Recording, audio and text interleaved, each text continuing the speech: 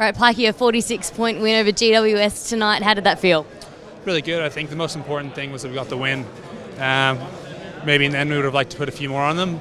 They came back hard in the last quarter, but at the end of the day, the win is all we wanted.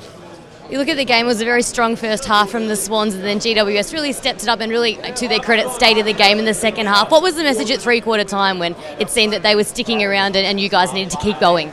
Yeah, I think it was to sustain the pressure.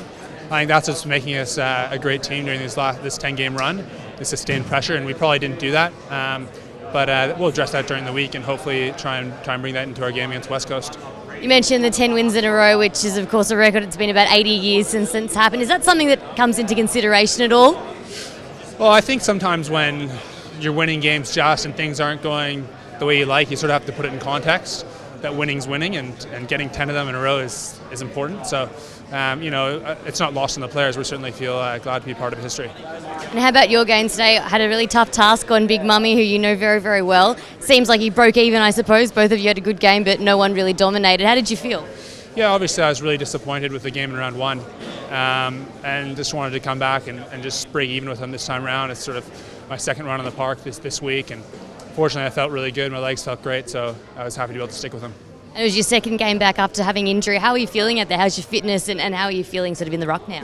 Yeah, I felt really great actually, and to be honest, I know Mummy's a real hard runner, and he tested me at times, and I felt like I was able to stay with him, which was probably really positive for me. I get a lot of confidence out of that.